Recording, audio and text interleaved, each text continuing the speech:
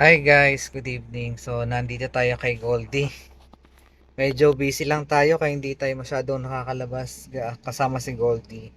Pero bigyan ko lang kayo ng update no dito sa ating mini van. So, ito na guys no, yung ating ah paanan. Ayan, wala na siyang wala nang tuluyan. So, tuyo na po yan. Inayos na po yan nila Mujin. Wala na po. Ilagyan na ng mga sealant. Yung makintab po na yan, puro sealant po. Inayos na po nila yan. Tapos, nirepaint na rin po yung mga tinuro natin nung nakaraan.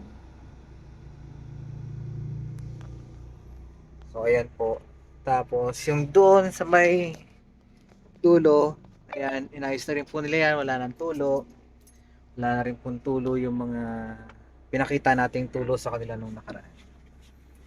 So, ayun, kung may nagtatanong po, no, kung naayos naman nila Mujen, naayos naman po nila Mujen.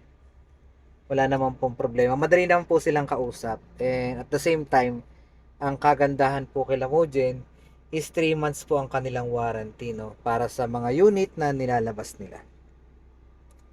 So, short video lang po to guys, no. Hindi ko na po masyadong papahabain dahil talagang binigyan ko lang po ng update no, yung last video natin no, regarding dito nga sa mga naging leaks dito kay Goldie. So, yun lang guys. Kita nyo naman naka-short pa. Pinainit lang natin kasi si Goldie.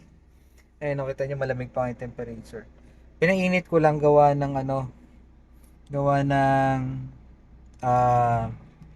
halos 1 week nga nating ginagamit. Busy po kasi tayo guys dahil nagpagawa po tayo ng gate no para nga maalis na dito si Goldie sa parking niya. So, sabi ng isang commenter natin na kasi sabi hindi naman parking yan, kalsada yan.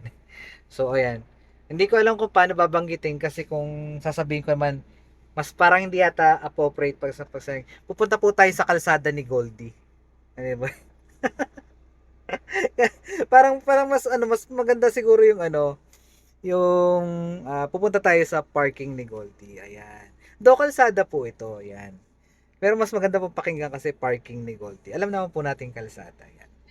Pero ayun nga po.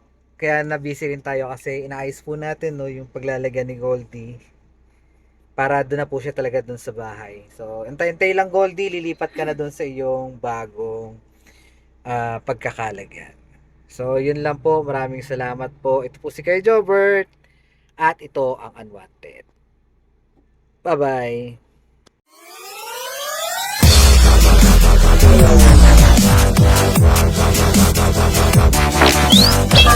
Thank you.